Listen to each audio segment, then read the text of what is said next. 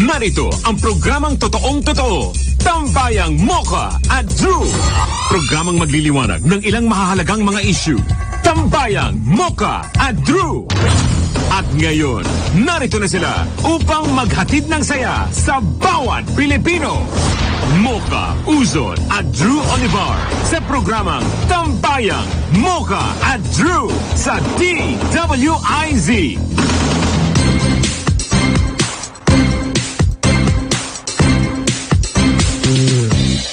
At ladies and gentlemen, ayan po, ako po si Trixie Angeles. Ayan, ako din po si Mocha Uzon. At ako naman po si Bakla pa rin, Drew Olivar. Ayan, kasama po natin ang ating guest talaga, Tax Wednesday ngayon.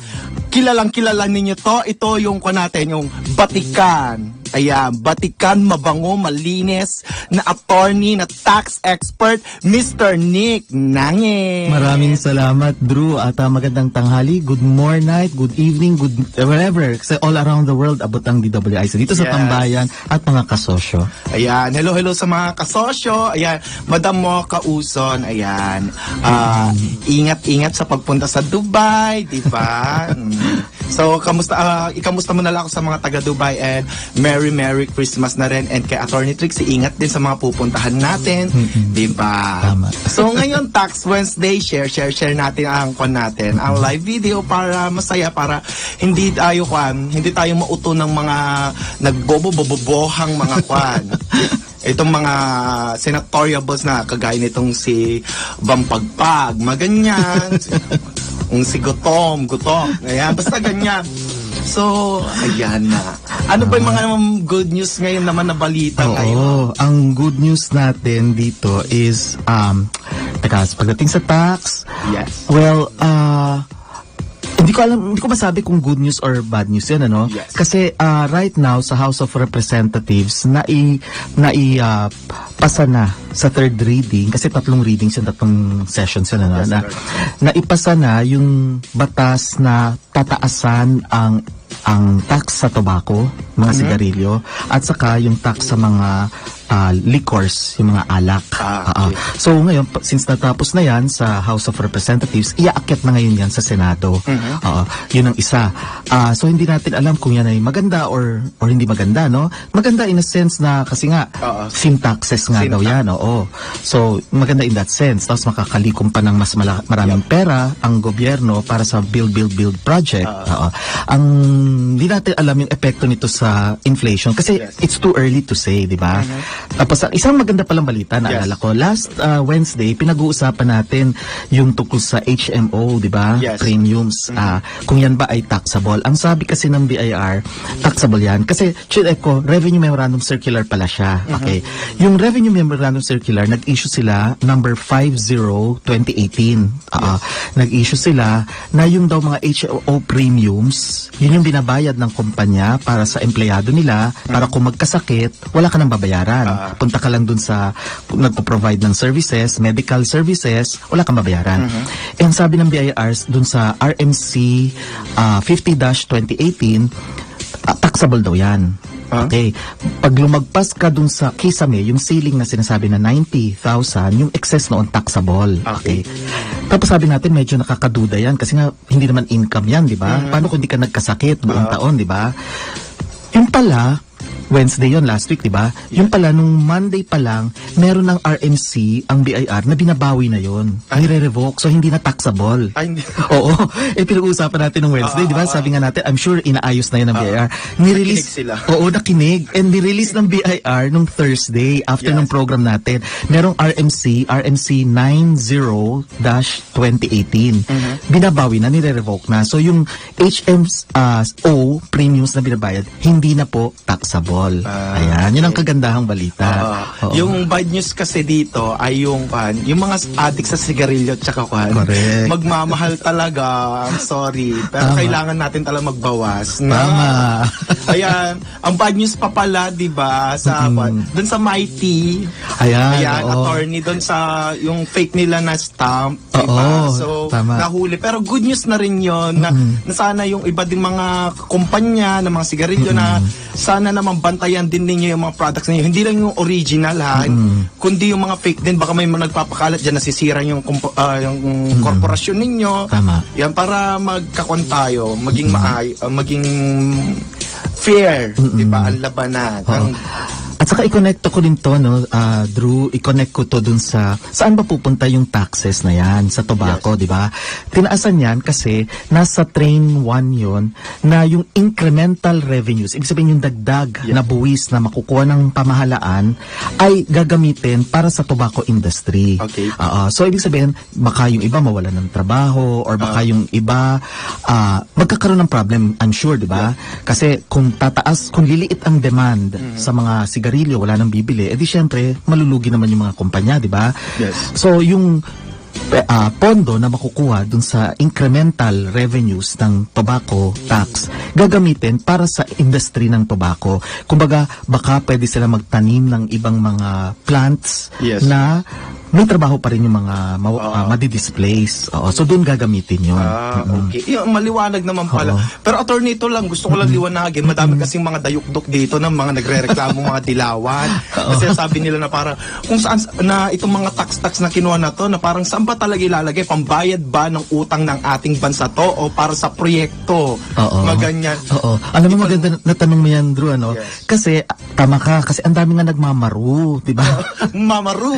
Ang dami nagmamaru. Ay, maganda rin, isingit ko na, no? Kasi baka isipin ng mga kabilang parlor, ika nga ni Attorney Trixie, di ba? Yes. Baka isipin ako'y binabayaran na para magsabi nito. Dahil may yamang kami. Tama. Okay. Kaya, hindi po ako binabayaran kung para magsabi ito. Ito kasi, I've been in tax practice for more than 15 years. Wow. At hindi ako lumalabas sa media to correct maraming ako naririnig. Until sabi ka na Attorney Trixie sa akin, baka pwede magsalita ka. So sabi ko, sige, dito lang ako sa tambayan, lilitaw to reveal everything na tama. So siya. Oo, di ba? Eh, syempre, hindi ko mahindian. Ang ganda-ganda kaya ni Drew ngayon. I know. Pero pamatandang pabango. Oo nga.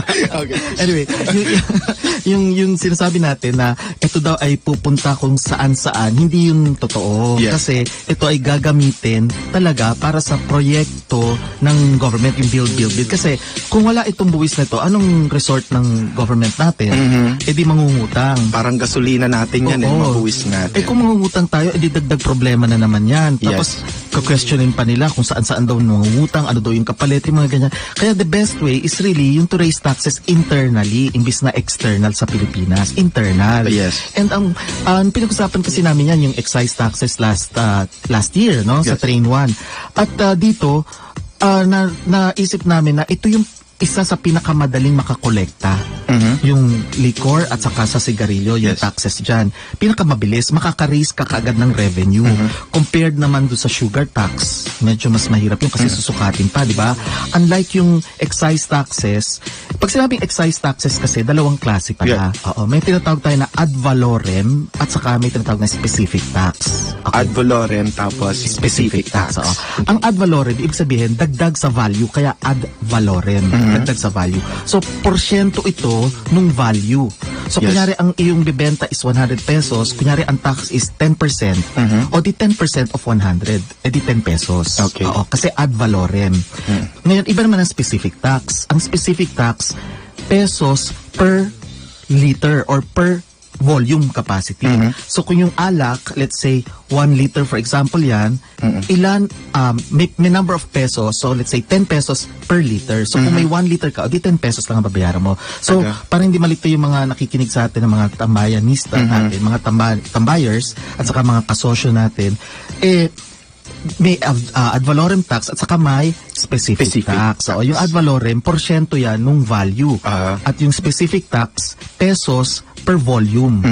So, meron yan pareho. So, sa liquor tax, meron yan. Ayon sa House of Representatives, doon naman sa sigarilyo, meron din yan. So, excise tax yan. So, yan ay may pupuntahan yan. Hindi siya yung basta kung saan-saan lang gagamitin. Yes. Oo. Pero attorney, yung kwan, 'di ba, yung sa mga syntax natin, mapupunta talaga sa mga health, yung Tama universal yan. health. Yes, Pero oo. yung mga itong sa train 2, mapupunta siya sa yung mga projects like yung mga train, mga ganyan. Yes. Ang mga bill natin. Oo. Bill. Yes. Pupunta yan. Kasi at saka sa train 2 kasi, inaayos na para maging uniform ang taxes ng mga kumpanya, kasi business ang focus ngayon eh.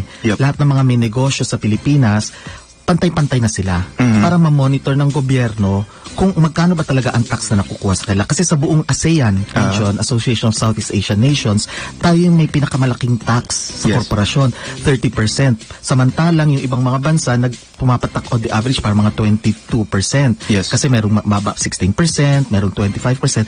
Yung gagawin sa atin, yung mga korporasyon natin, from 30%, bababaan na. Gagawin Okay. 25. Oo, yun ang eventually na mangyayari.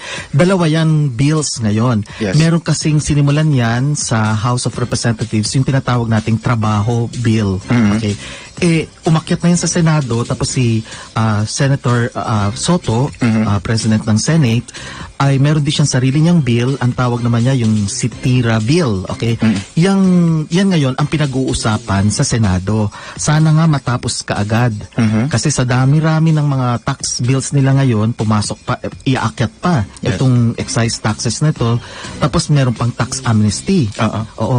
Yung sinasabi nating excise taxes, yan ay part na ng package 4. Meron pa pala, package 4. Na Ilang package ba yun? Apat. Apat. Oo. Ang nag-tackle pa lang ng Senate is yung 1 Yes. last year. Yung 2, pinag-uusapan ngayon. Yung 3, hindi ko alam kung anong balita sa 3 kasi medyo mahirap yun eh. Kasi yun yung mga valuation ng mga lupa, real property valuation, yung mga amilyar, di ba? Yes. So, inaayos yan. Pero nauna pa itong package 4. Yung package 4 kasi mas madaling pag-usapan yan. Yan yung mga tungkol sa passive income, kunyari interest sa bangko. O magkakano ngayon ng tax right now 20%, di ba? Sa bangko kung meron kang savings deposit, pag naka-receive ka ng interest, kinakaltas na ng bangko yung 20%. Okay? Pinag-uusapan yan ngayon. So, I think nakapasa na rin siya at iaakyat na sa Senado. Pero man dami. Pero right now kasi, para sa kaalaman ng mga nakikinig, nakafocus ang Senado natin dun sa 2019 budget.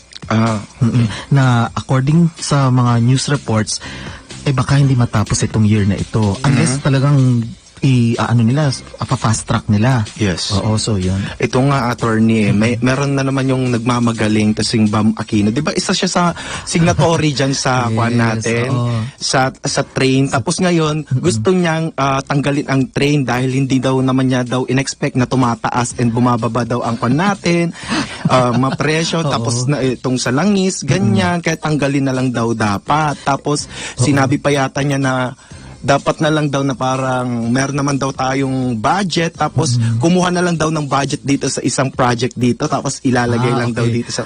Di ba, attorney, pwedeng mali yun na para may malversation. Malversation yan. Tama yan. Oo. Tama yan. Buti na banggit mo yan, Drew. Kasi, una, buti na lang lumabas sa Facebook ko. Kasi diba may mga memories? Yes, Oo. yes. Yung aking law page, lumabas, may memory. Ang lumabas doon, yung nangyari pala nung nasa train 1, yung botohan. Yung huling botohan bago pumunta sa Bicameral Conference Committee. Para maintindihan nila, pagka nag-decide na ang Senado, nagbotohan sila, pupunta ngayon yung bill, yung panukala, pupunta sa tinatawag na Bicameral Conference Committee. Bicameral kasi ibig sabihin, dalawang kamara ang mag-uusap. So, 5 representante nung panahon na yon, 2017, ang galing sa Senado. At yung 5 pang representante galing naman sa House of Representatives. So, 10 sila. Nag-usap-usap sila. Inulit na naman nila yung tungkol dun sa train 1. Until, yun yung closed door. Wala nakakaalam. Tapos na sila, paglabas nila, yun na yung bill mismo na ibibigay kay President Duterte para pirmahan niya. So, bago pa lang nag-BICAM Conference Committee, lumabas na sa memory ko, nagbotohan. 17 ang bumoto in favor of Train 1. Kasama si Bam Aquino doon. Kasama siya doon. Nagbotohan sila. Ay, sala nga nag-no. Ang nag-no si Senator Risa Hontiveros. Kasi ang sabi niya, ayaw niya ng 12% na VAT. Gusto niya 10%. Hindi naman niya pwedeng isingit lang yun kasi pinag-uusapan niya. Ang daming hearings, hindi naman siya lumilitaw sa mga hearings. Yung mga committees, hindi siya lumilitaw doon. Doon na lang siya sa executive session, lumitaw. Tapos gusto niya ipababaan. Natalo siya doon, di ba? Hindi naman nasunod yun. Pero siya lang yung nag-no. Lahat, nag-yes, 17. So, kasama dun si, si Senator Aquino. Busy kasi siya sa PhilHealth. Tama. Okay. Siguro nga. Kaya, so anong mga pag-uusapan natin ngayon, attorney? Ito, sample simple computation of OFW income from abroad. Ayan, kasi marami nagtatanong mga OFWs. Okay, pagka kayo ay OFW at kayo ay, ibig sabihin noon, nasa abroad kayo. Yes. For more than 6 months. Yep. Kasi nasa batas natin, pagka more than 183 days, ibig sabihin kalahati ng taon. Kasi 183 plus 183 is 366, di ba? Isang buong taon, 365 days. Yes. So, hinati, 183, buti tayo nagkakamali. Baka mapagkamalan tayo yung ano, yung ano ba yun? 60 times 40, something like that. Yung mathematics nila. Econ graduate pa naman yun. Ay? Econ yata, oo. Econ siya, oo. Siyempre, ang daming numero nila, di ba? Accounting naman ako. Kaya medyo maingat ako, di ba? So, pag 183 days ang nasa tax code natin. So, kapag ikaw ay nasa abroad ng more than 183 days, ibig sabihin, more than 6 months ka nasa abroad, considered ka as non-resident citizen. Ibig sabihin, citizen ka ng Pilipinas, Pilipino ka pa rin, yun nga lang, hindi ka nasa Pilipinas sa buong taon na yun. Let us say, 7 months ka nasa abroad, o OFW ka, kaya may trabaho ka o wala, ikaw ay considered non-resident citizen. So, pati mga seaman, ganun din, yung mga sumasakay sa barko, yan. Sila at saka yung complement at crew na nasa barko, sila ay considered non-resident citizens. Ang pag-tax nila, ang pagbuwis sa kanila ay yun lang kanilang kinikita sa Pilipinas. Kung sila ay kumikita sa ibang bansa, doon sila magbabayad sa ibang bansa ng buwis. Okay. Sa Pilipinas, hindi sila kung wala silang kinikita sa Pilipinas, edi wala silang buwis na babayaran dito. Kasi lahat ng kanilang kinikita sa abroad, doon sila magbabayad. Nagkakaroon lang ng komplikasyon kapag bukod sa kita nila, may income sila sa ibang bansa, may kita rin sila or income sa Pilipinas. Pag ganun ang nangyari, edi magbabayad sila ng income tax sa Pilipinas. Doon lang sa kita nila or income na tinatamo or kinikita dito sa Pilipinas lang. Okay. So, kumbaga, ang tawag dyan sa batas natin ay income within the Philippines. So, pag nasa loob lang natin, yun lang ang tataksan. GDP tapos GNP. Hindi, magkaiba pa yan sa economics yan. Oo. Ang sinasabi ng batas natin, ang income kasi is either without the Philippines or within the Philippines. Yung without, ibig sabihin, yung kita mo ay sa ibang bansa. Hindi sa loob ng Pilipinas. So, kapag ikaw ay OFW, ang buwis mo ay yung kita mo lang or income sa Pilipinas, within the Philippines lang. Okay. So, kung yung mga nakikinig sa atin na OFW, puro sa abroad ang kita nila, o wala silang tax sa Pilipinas, kasi nagbabayad na sila doon. Pag sila naman ay mayroong income dito, kunyari maliit na negosyo, then doon sila magbabayad. Yung kita lang nila dito sa Pilipinas, para maliwanagan sila. No? Ngayon, i-connect natin yan, meron din kasing nagtanong, yung sinasabing, paano ang kita nila dito sa Pilipinas, di ba? Okay. Ganito kasi yan. Kung ano yung kita nila dito, depende kung anong klaseng pinanggagalingan. Okay? Pag sila ay, let us say, nakatanggap dito ng, example, di ba may mga online services, di ba? Yes. Okay, kaya rin nakatira siya sa US, pero parte din siya ng isang kumpanya sa Pilipinas, na sumisweldo siya. Okay? Yung sweldo niya rito, ang tawag doon, compensation. So, yung compensation niya yun, ay merong ding buwis dito sa Pilipinas. Paano i-compute yun? Meron tayong tax table. Yung bang, let us say, from 0 to 250,000 sa buong taon, ang kita mo, ang tax, wala, exempt. Oo, kasi hanggang 250,000, exempt yan. 250,000, more than 250,000, up to a certain bracket na naman, may tax yan. So, parang 5, 10, 15, ganyan, percent. 5%, 10%, 15%, 20, 25, hanggang 30%. Okay? So, or 35%. So, ano yan, 6 layers, 6 brackets. So, titingnan nila kung saan sila nagfo-fall. Okay? Kasi nga compensation income sila. So, yung sweldo nila kada buwan, ito lang. Okay? So, ito yung kinita nila sa buwan nito. Ang gagawin ng employer nila sa Pilipinas, kakaltasan na nung tax sa Pilipinas. So, may table yan na tinitignan. Ibig sabihin, meron niyang basihan. May regulation kasi ang BIR na kapag ang kita mo ganito, ito yung ikakalta sa'yo. Okay? Na pagdating ng buong taon, pag natapos yung buong taon, kung magkano yung dapat mong bayaran na tax, magtatali. Ibig sabihin, magtutugma yung dalawa. Yes. Hindi sosobra ang kinaltas, hindi rin kulang, eksakto lang. Tapos ang magpa-file ng mga withholding tax returns mo, yung employer mo dito. Okay. So wala kang problemahin kasi lahat ng kikitain mo, nabawasan na ng tax. Yes. Yan ay kapag compensation income ka. Okay? Pero may mga iba, tapos meron ding, let's say, interest sa bangko. Kunyari may deposito ka dito sa bangko sa Pilipinas, ano? So may deposito ka, may tax din yan. Ang tawag naman dyan, passive income tax. Yung kahit na wala kang gagawin, hilata ka lang sa Boracay, ganyan. Di ba? Kumikita yung pera mo sa bangko, babawasan niya ng tax. Oo. So, ibang pang tax yun, di ba? Wala ka rin babayaran na kasi ang bangko na may problema doon eh. Ibig sabihin ng bangko ang mag-remit noon sa BIR. So, ikaw, withdraw ka lang para gamitin mo yung pera mo. Pero, inalis na yung tax. Okay? Okay. So, passive income tax yun. Passive kasi income. Ayun. Passive, ha? Oo. Ngayon, meron tayong pangatlong klase. Yes. Kung ikaw ay nagtayo ng negosyo mo rito, may mga nagtanong kasi sa atin ng mga tambayers na medyo naguguluhan siya sa taxes pagka ikaw ay may negosyo. Yes. Okay? May nagtanong kasi meron daw siyang 3% na binabayaran, ganyan. Okay? So, liwanagin natin. Meron kasi tayo tinatawag na national tax. Okay? Okay. Yan ang nasa tax code natin na inamyandahan last year dahil sa train. Okay. So yung tax code at saka train, iisa yan. Kasi inamyandahan na yung tax code natin, ipinasok na yung mga pagbabago na inintroduce ng train 1. Tapos ngayon may train 2 naman, so babaguhin na naman yung tax code. Puro national taxes yan. Ang kumokolekta ng national taxes, BIR. At ang nakokolekta nila, pupunta sa National Treasury. Okay, gagamitin ng buong pamahalaan. So, sino makikinabang dito? Makikinabang hindi lang ang executive branch, kundi pati legislative, yung mga senador, yung sweldo nila doon magagaling, pati ang mga constitutional commissions natin, pati ang judiciary, yung mga bayad sa mga huwes, di ba? Mga judges. Lahat ng services, doon kukunin. Ngayon, meron din tayong tinatawag na local taxes. Okay?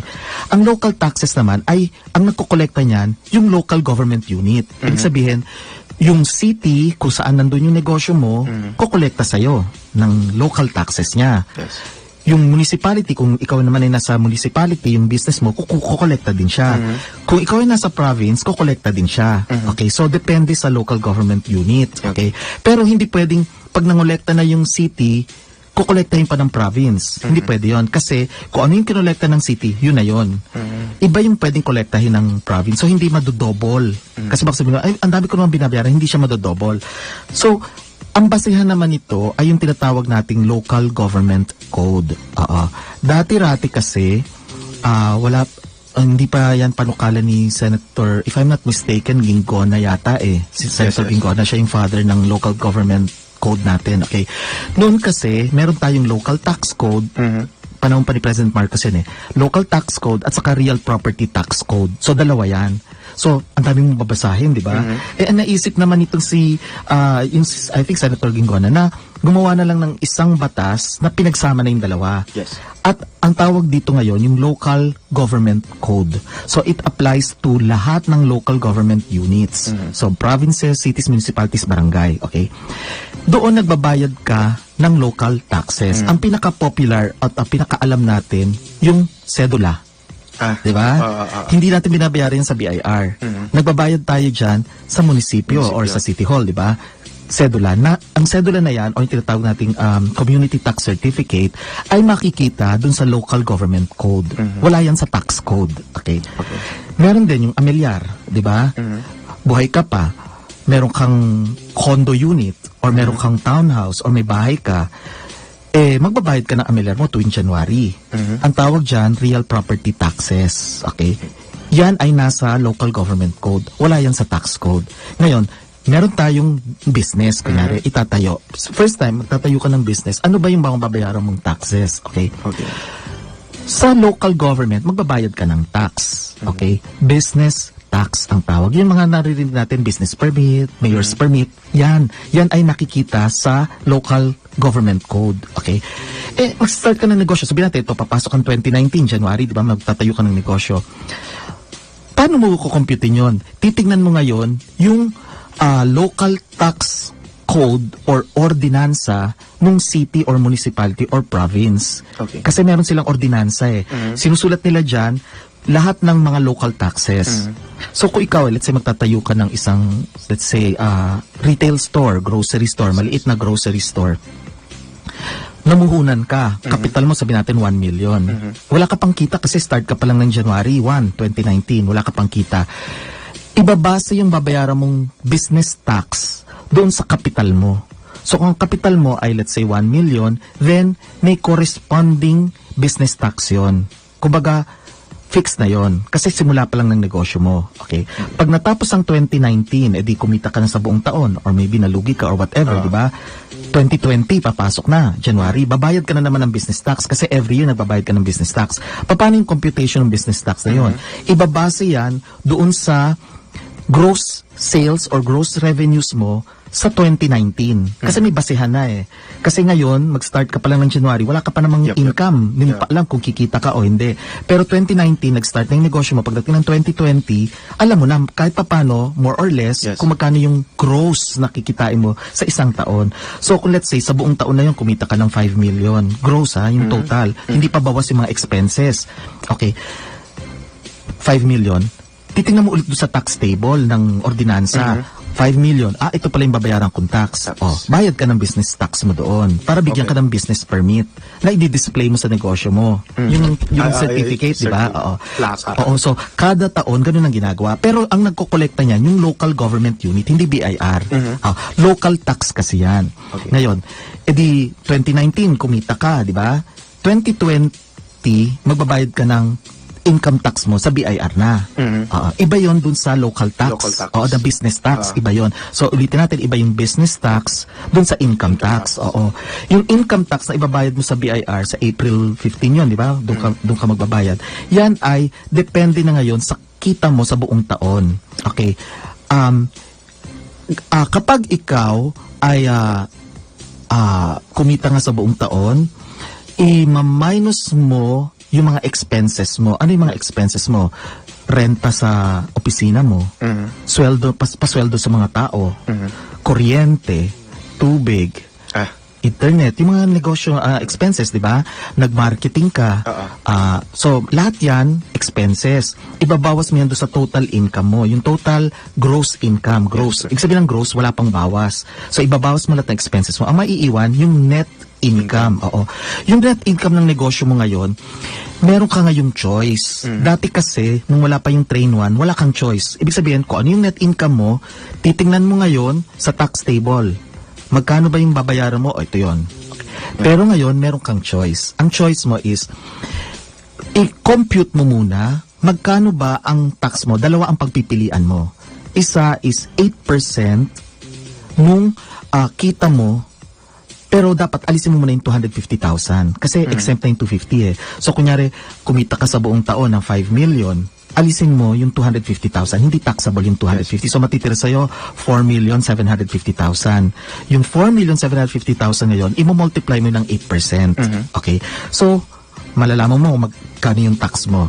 Ngayon, meron ka rin namang option na mag-optional standard deduction ka yung OSD. Kasi di ba may expenses ka. Kailangan patunayan mo sa BIR mo na nagbayad ka ng renta, nasaan ang mga resibo niyan. Pasweldo sa mga tao, nasaan yung payroll mo, ganyan. So lahat yan.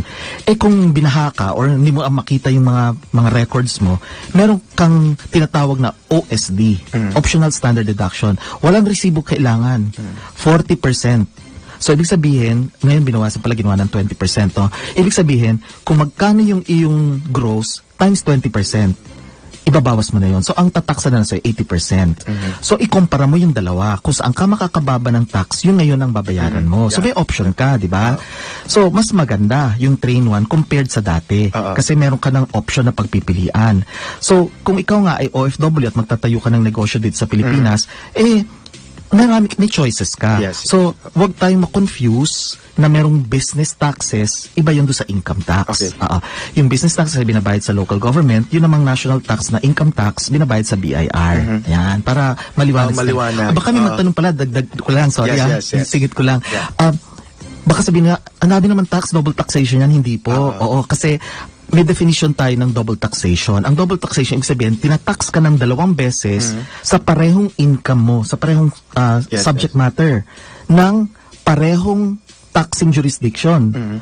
During the same period, hindi naman magkapareho yun eh. Ang kumukolekta ng isa, BIR, yung isa, local government. So, walang double taxation. Maliwanag ha. May local government tax pala na. Oo. So, saan napupunta yun, attorney, yung local? Yung local, sa sa city na or sa municipality, doon pupunta yon. Part yan ng funds nila. Yung sa BIR naman, sa national. Mga services, maganda. Oo, ng buong pamahalaan, ng buong gobyerno natin. Okay. Yung isa sa, let's say, nakatira ka sa Pasig. Yung business mo ay nasa Pasig. So, nagbayad ka ng business taxes mo sa Pasig. Ang makikinabang nun, yung Pasig lang. Pasig City. So, lahat ng binayad mo doon, part na ng pondo ng Pasig City para sa improvement ng services ng Pasig City. Yun namang binayad mo na income tax, pupunta sa BIR, pupunta sa National Treasury para sa buong bansa. Ibig sabihin, makakatulong ka rin sa Marawi, makakatulong ka sa Mindanao, Visayas, kaya hindi lang sa Pasig. So, yun ang kaibahan ng dalawa. Kaya pala ang yaman ng Makati, no? Ay, oo, totoo yan. Kaya pala inangkin talaga ng kwan eh. Sige. So, magbabalik po tayo. Break muna po tayo. Ayan. Maraming salamat. Sila Mocha Uson at Drew Olivar sa programang Tambayang Mocha at Drew sa DWIZ. Muli nating balikan sila Mocha Uson at Drew Olivar sa programang Tambayang Mocha at Drew sa DWIZ. Yes! Yeah, magandang tanghali po sa atin lahat dyan, di ba? Ayan, nagbabalik po ulit kami para magturo sa inyo ng taxation. Hindi ako yung magtutura, pero ako makikinig ako, magtatanong lang ako kasama ang batikan na tax expert na si Attorney Nick Nangin. Yes. Ayan, Attorney, pag-usapan naman natin tong antag dito, itong sunog ng mosquito na to, si Maria Reza. Siya ba yung merong Ay, oo. Yung idol ko. Ay, before that, idagdag ko lang doon sa napag-usapan natin kanina kasi bago ko makalimutan, may benefits pala pag magtatayo ang isang OFW ng business dito. Kung yan ay barangay, micro, or small, medium enterprise, maliit lang, may mga tax benefits pa sila na hindi inalis ng Train 1. Okay? So, mas maliit pa ang babayaran nila, may mga incentives sila. Para lang alam ng mga OFW. Kasi baka sabi nila, ay, laki na mabayaran ko. Hindi, kasi i-check nyo rin yan dun sa tinatawag na mga MBEs, micro business enterprises. Okay? And pangalawa, yung may nagtanong kasi sa program last week na sinasabi niya, nagpapadala daw yung asawa niya ng pera sa kanya, bakit daw kinakaltasan pa, ganyan. Okay. Pag nagpadala yung asawa niya ng pera sa kanya, okay, depende kung paano pinapadala, kung telegraphic transfer or let's say Western Union or kung ano man yung courier, yung ipapadala ng kanyang asawa, bawas na yan ng tax doon kasi income yan ng asawa niya eh. So pag na-receive niya yan, baka yung ibinabawas ay yung service fee nung yung provider. Let's say idinaan niya yan sa Western Union or LBC or whatever. Syempre kakaltas sila nung service fee nila. So kaya nababawasan. Hindi yung tax, yun ay service fee nung pinagdaanan nung pera kaya nakarating sa kanya. Ngayon baka sabihin nila, may donation ba yan? Hindi po yan donation kasi bawal sa batas natin mag-donate ang mag-asawa sa isa't isa. So kung may asawa ka nag-donate sa'yo ng Gucci bag, walang donor's tax yun, walang ganon. Attorney, matanong ko lang, ito kasi problema talaga to bago tayo pumunta doon sa Lamok. Ayan, problema kasi nito mga OFW doon sa mga balikbayan boxes nila na pinapadala dito. Nagbabayad na daw nga sila doon sa nila, doon sa bansa na nila, nagstayan nila. Tapos kapag ipapadala dito, na duty free nga pero may tax pa rin nababayaran daw. Last 2016 daw may pinirmahan naman daw tong si Pinoy na memorandum, 'di ba? Customs memorandum na hanggang 150,000 lang daw, yung ganyan-ganyan. So, ngayon parang naiba daw yung usapan na parang kailangan daw magpakita muna daw ng mga resibo nung laman nung kan. Oo. Naayos na ba, attorney, yung Alam mo, issue na yun? right now, ayan din ang alam ko, no? From 10,000 in-increase to 150,000 ng Yes. tax exempt, di ba? Pero as to the details, siguro maganda i-check ko siyang maigi. Yes. Para yung ibibigay natin na information sa kanila, tama. Oo, kasi ayoko naman na yung haka-haka, baka sabihin sa atin, nag-iimbento tayo. Pero, i-check ko yan. oo. Ayan, pag-uusapan natin next week Oo, yan. yung balikbayan. So, Oo. sa Balikbayan Box, no? Para tapos na mga problema ng mga OFW. Lalo na Pasko ngayon, di ba? Ang dami magpapadala. Yes. Oo, don't worry po. Pag-usapan namin yan ni na Drew and Mocha. So, balik na po tayo dun sa kwan. Cause ng Dengbak siya na sila Mocha. Pero, sila Mocha. Ayan! Attorney, si Ayan, Kwan. oo. Masasabi natin dyan, pag-usapan natin. Wala nga ako alam-alam dyan, basta gusto ko lang makulong lang siya. Okay, attorney. Si Maria Reza, Maria no? Reza. At saka yung Rappler, yung kinasasangkutan nila ngayon na tax evasion case daw. Para sa kaalaman ng mga nakikinig sa atin, siya ay bumalik sa Pilipinas, dito lang yatang linggo yata, or Monday ng madaling araw. At may warrant of arrest daw para sa kanya dahil daw sa paglabag niya dun sa sinasabing section 255 ng tax code. Okay. Tapos muhirit siya na ito daw ay pagkitil sa press freedom. Na hindi daw siya makasalita. Pag freedom sabihin, wala kang kalayaan ang press. Hello.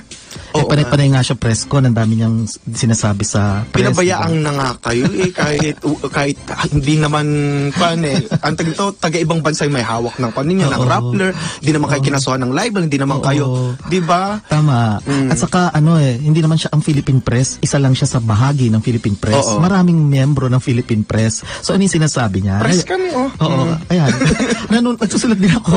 Oo. Kayo lang ba? Correct. Press? Ngayon, siguro tutukan natin ang pansin. Ano ba itong tax case niya na ito? Yes. Para maintindihan natin kung ano ba itong tax case na ito, ay tingnan muna natin yung naging desisyon ng SEC kasi konektado yung dalawa. Ganito kasi, alam mo, hinimay-himay ko talaga yan. Kinarir ko, binasa ko yung SEC. Kasi SEC practitioner din ako yung mga businesses, corporation, yan ang field ko. Kasi nga business ad ang kurso ko sa college. Oo. Ngayon, anong 2011 pala, saka palang tinayo ang Rappler Incorporated. Saka palang nagkaroon ng business na korporasyon na Rappler Incorporated. Tapos nung 2015, bago mag 2015, nakikipag-usap na ang Rappler, sa magpopondo sa kanilang kumpanya.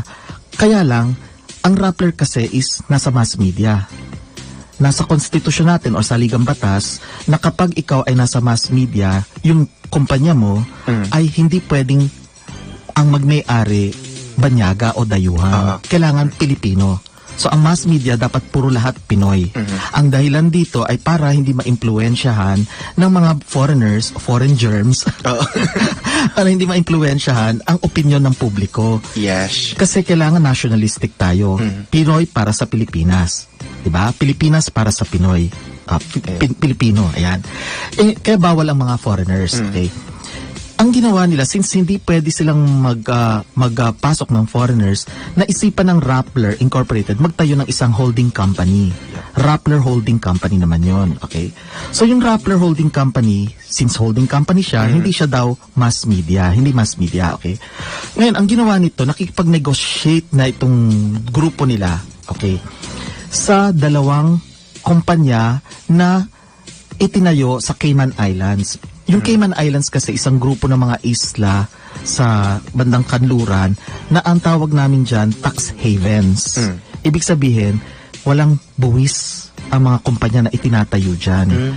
Oo, hindi sila tinataksan. Zero ang tax nila. Tax saya. haven, oo.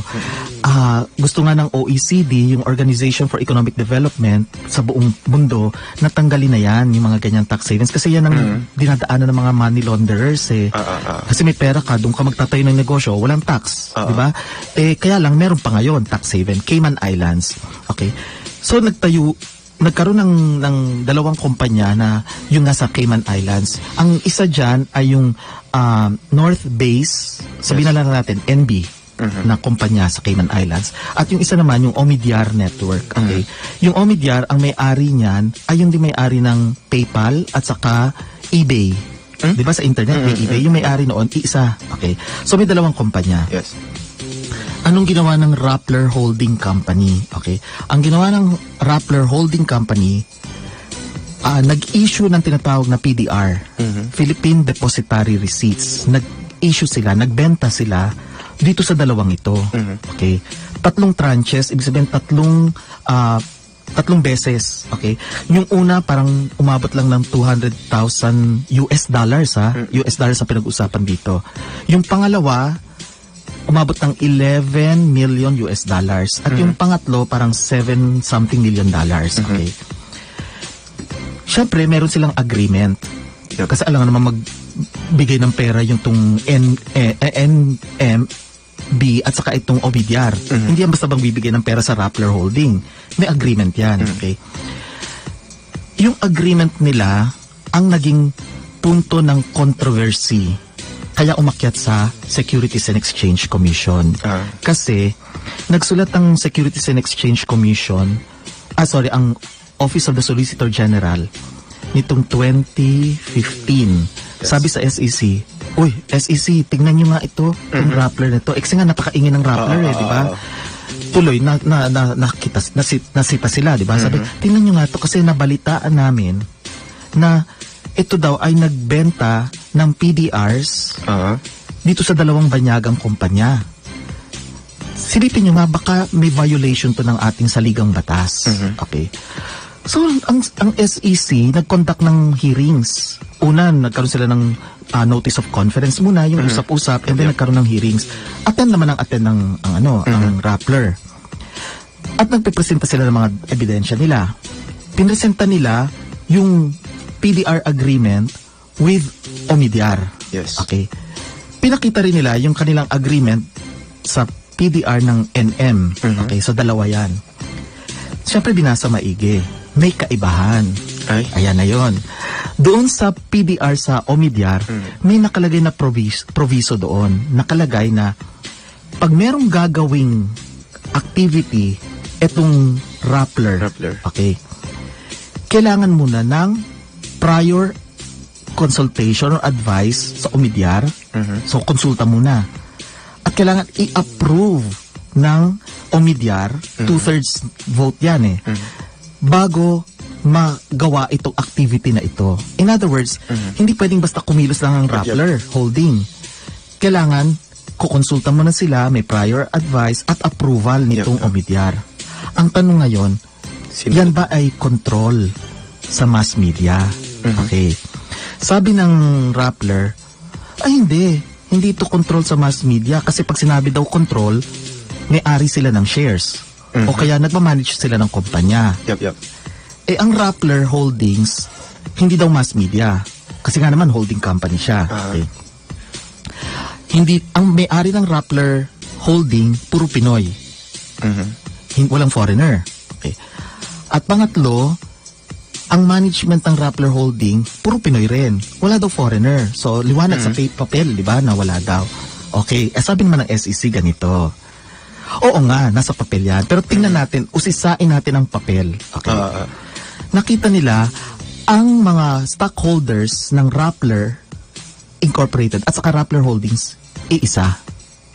Di ba? Kung sino-sino sila, yun din. Yung officers nila, yung presidente, secretary, and treasurer, iisa rin. Okay.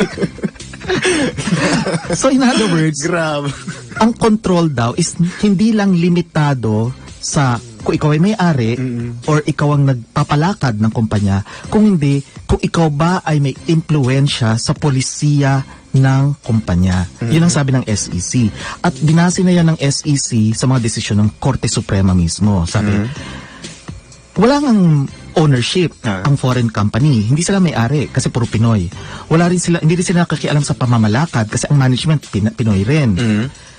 Pero control, dahil nai-impluensya nila ang polisiya ng Rappler. Meron ba? Sabi ng SEC, meron. So in other words, meron. May control ang Omidyar dun sa policies na yon. Sabi nung hindi, walang control. Chinek nila yung dokumento. Iba ang nakasulat dun sa PDR ng NM, iba rin yung nakasulat dun sa PDR ng Omidyar. Dun sa NM, walang provision na ganon. Nahihingi pa doon ng approval. Pero dito sa Omidyar, kailangan may approval ng Omidyar. Bakit ganon? At ito pa, Nung una, nung hinihingi sa kanila, hinihingi ng SEC, bigyan nyo kami ng kopya, binigay lang nila yung kopya nung sa NM. Hindi nila binigay yung kopya nung sa Omidyar. Bakit natagalan bago nila ibigay? Finally, nung binigay nila, may nakasulat na gano'n na provision, di ba? So, ano ba yun? Isiningit or what, di ba?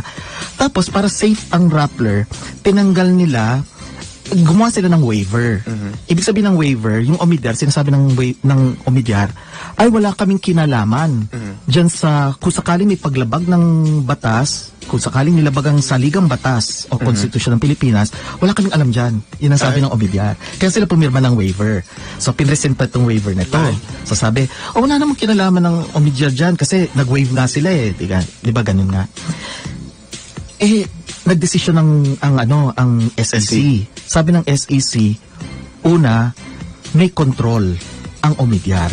At dahil may control yan, mass media kayo. Kasi may tinatawag tayo sa corporation law na piercing the veil of corporate entity. Ibig sabihin yan, bubutasin mo yung tabing, yung corporate veil na sinasabi. Bubutasin mo siya para makita mo kung ang Rappler Incorporated at ang Rappler Holdings ay iisa. Napatunayan ng SEC, iisa yung dalawa. Ay. Kumbaga gumawa lang ng paraan, complicated. Ang tawag namin kasi dyan is corporate layering. So, gumawa ng corporate layering ang Rappler para nga naman hindi lumitaw na may ownership or may control ang foreigners sa Rappler. Kasi ang Rappler mass media. Ang holding company, hindi mass media. Kaya lang, sino ba may-ari ng Rappler? 98.9, almost 99% ang may-ari ng Rappler is Rappler Holdings. So, ang ownership Rappler Holdings, ang Rappler Holdings na nagbenta ng shares sa Omidyar. So, in effect, may control ang Omidyar sa Rappler Holdings na ang Rappler Holdings naman may control sa Rappler. So, ibig sabihin, iisa itong dalawa. So, ang sabi ng SEC, media company kayo. Hindi pwedeng hindi kayo media company. In fact, nung kinasuhan nga ng Rappler si Andres Bautista, kasi nga dati, nung presidential debates, nakalimit lang yan debate sa mga mainstream media. For example, print and broadcast, yung mga TV networks. Sabi ng Rappler, uy, pati kami dapat kasama. Umakyat sa Korte Suprema. Sabi ng Korte Suprema, oo, dapat kasama nga naman ng Rappler kasi yan ay hindi traditional na media. Online yan. Pero kasama pa rin sila. Pwede nilang ilabas yung debate ng mga presidential candidates noon.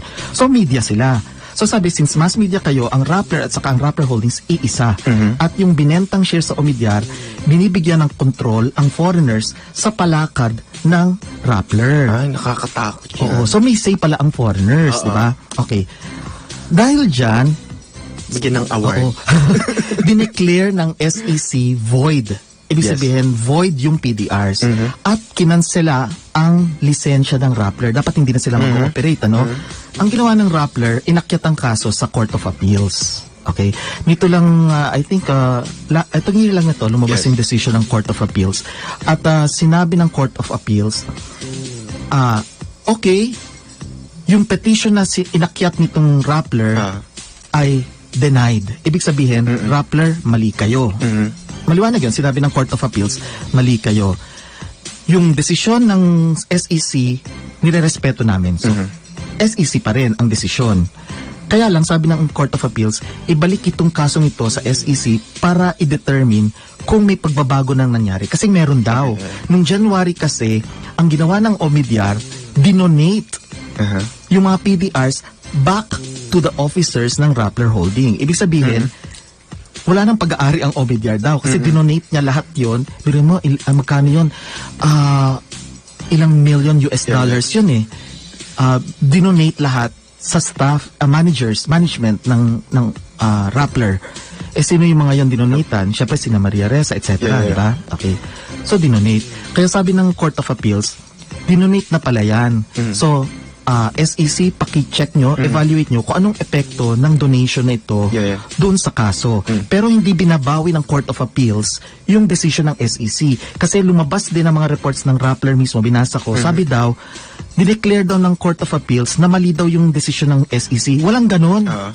nag-init talaga ulo ko kasi I'm a corporate lawyer also. Sabi ko, hindi naman sinabi ng Court of Appeals na mali daw yung decision ng SEC. Walang ganon. Ang sinabi nga, we stand by the decision of the SEC. Yung nga lang, ibinababa lang ulit sa SEC para i-determine kung yung donation ay may epekto. So yun lang yun. Attorney, legal ba yung gano'n? Yung under investigation kayo sa company ninyo, ganyan. Tapos, bigla kayong may mga actions na gagawin para Pwede, oo. i-divert. Pwede rin yun, naman yun. oo. Kasi nung time na yun, nung inakyat, iba naman kasi yung donation eh. Yung So, donation. nag-donate, di ba? So, yun ay independent. So, pwede yun. Legal okay. yun, oo. Yung nga lang, yung epekto ng donation na yun, anong mangyayari ngayon dun sa lisensya ng Rappler?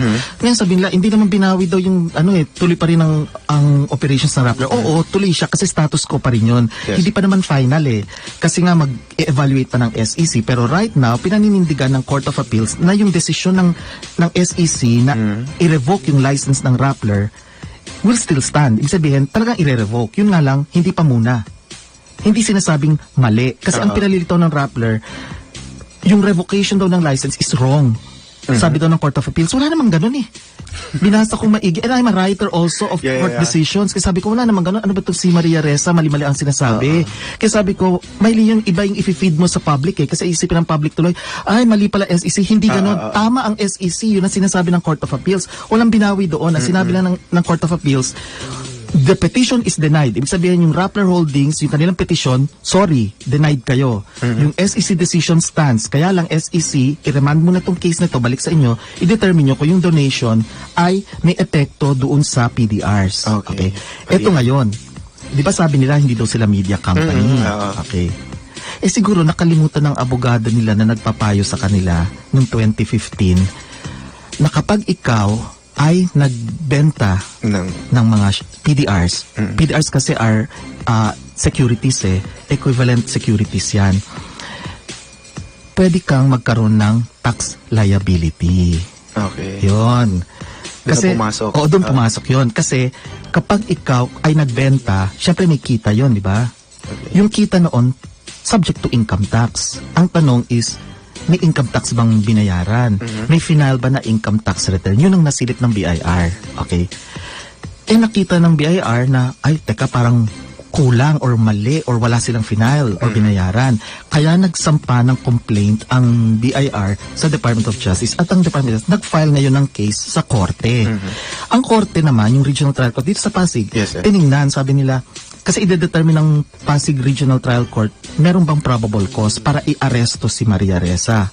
Nakita na, oo nga no, mukhang hindi nagbayad. O sige, may warrant of arrest. Kaya na-issuean siya ng warrant of arrest. Hindi ito dahil sa pangingitil sa press freedom. Dahil doon nagsasalita siya tungkol sa mga EJ case. Wala namang kinalaman ng EJK dito. Ang pinag-usapan dito, ikaw ba ay nag-violate ng Section 255 ng tax code o hindi? Okay. So, nasaan ang mugshot? Oo. Yung mugshot, attorney, ang hinintay namin. Tama. Ay, wala eh. Wala talaga. Baka mag-ano yung camera. Ay, yung camera. Yung negative, black and white. Ngayon, yung securities kasi, sabi naman ng Rappler, we are exempt daw. Exempt transaction daw yun. Excuse me. Sa Securities Regulation Code, pag sinabi mong exempt transaction, yun lang transaction ang exempt from registration sa SEC. Pag sinabi mong exempt transaction, yung transaction mo exempted from registration. Hindi ibig sabihin noon, exempted ka from income tax. Kasi iba yung income tax eh. Registration to. Ibig sabihin noon, kung ikaw ay nag-enter into ito nga, nagbenta ka ng PDRs, hindi mo na kailangan i-rehistro yan sa SEC. Pero iba yung usaping may buwis siya. Iba yon. Yun ang nakita ngayon ng BIR. Kaya sinampahan siya ng kaso. Kaya sinasabi niya, meron daw, dahil daw sa EJK, dahil daw yung kanyang press freedom daw. Pati CNN. Hindi ko makita yung connection. Pati CNN, pati yung mga foreigners na, eto pa nga lang, kitang-kita, ba't sila nakikialam sa Pilipinas? This is jurisdictional in nature, so dapat Pilipino lang ang Bakit nila sinusuportahan itong ganito? Iban man ang tax violation, if ever there is, So, she has to go through the process. Sabi niya, I will hold the government accountable for calling her a criminal daw. Sino ba tumatawag sa kanya na criminal? Meron na ba? Parang, meron ba? Parang wala naman. Parang wala ako naririnig na criminal. At saka sabi ko, pag ikaw ay sinampahan, accused ka lang. Hindi ka pa criminal until you're convicted by final judgment. Saka ka palang matatawag na criminal. In the meantime, accused lang siya. Ngayon sabi ng iba, ba't siya nakalaya? Kasi nga nag-post siya ng bail. Entitled siya dyan. In other words, kung sinasabi mong ikaw ay hinaharas at wala kang press freedom, di sana hindi ka na pinag-bail. Di sana yung sabi ng inaresto ka na, tapos na ang laban. Ganyan. Pero she has to go through the process. Ibig sabihin, nirerespeto pa rin yung kanyang karapatan. At liwanagin natin, hindi ito usapin nung press freedom. Yes. Ang usapan dito ay kung nag-violate siya nung tax code. Siguro hindi napansin yan ng Maliwanag yun. ng lawyers niya. Kasi very specialized kasi ang taxation. Specialized din ang corporate practice. Nag-focus lang sila dun sa SEC. Nakalimutan yung tax aspect. Yun ngayon ang pag-uusapan sa Regional Trial Court ng Pasig. Ay nako, malinaw Ang talaga. ng decisions na yun. Pero parang hindi pinag-usapan kasi sa attorney, sa mga malalaking kumpanya yung mga issues sa kanila, mga mainstream media. Ayaw nila kasi lilitaw yung katotohanan kaya nililimit lang nila. Sayang naman ang award niya. Oo, sayang. Bandami nga yung awards, diba? So, talagang ang issue dito, yung tax violation. Yes. Kung meron, kung walang tax violation, wala. Kaya lang wala akong copy pa ng complaint at ito ay nasa court na. So, ibig sabihin, sub judice. Ibig sabihin, hindi na natin pwedeng, pwede tayo magbigay lang ng opinion, pero hindi natin pwedeng influensyahan ng court. Okay. So, nirerespeto rin natin ang judiciary. So for now, hindi pa sila pwedeng magkuha ng attorney. Oo. Bawal na sila. Bawal na muna sila. Bawal na kasi nasa court na yan. So ngayon may hearing yata siya December 7. 3, 4, 5. Sa Friday, Parang December 7, may hearing siya. Doon na siya arraignment. Ibig sabihin, guilty or not guilty. Ay. So pupunta siya sa court, sasabihin niya kung yes, Your Honor, I plead guilty or no, I'm not guilty. Kung di siya lumitaw, ipapasok ng korte, not guilty ang plea niya. So, and then, proceed to trial na. So, ebidensya ng BIR, ebidensya niya, doon ngayon lalabas yan. Konektado yan dun sa SEC kasi. So, ewan ko lang kung ano mangyayari sa kanya, kung paano niya lulusutan ito, kung talagang may violation siya. Wala na malulusutan niya. Dahil tinirikan ko na ng Kandila. Yes. So natapos na naman po ang isang oras nating balitaktakan about sa tax at sobrang tahimik ko talaga. Bukas ako babawi, ladies and gentlemen. Alam niyo naman, bobo. Hindi ba? Charot lang. Hindi. Magbabalik po kami bukas ni Attorney Trixie. Wala pa po si Madam Mocha. Next week naman kasama natin si Sir Nick Nangit. Ayan. Salamat, sir. Salamat. Ayan. Anytime. And susunod na po ang Pilipinas. Pilipinas ngayon na. Ayan. Maraming salamat pa sa pakikinig. Lipad.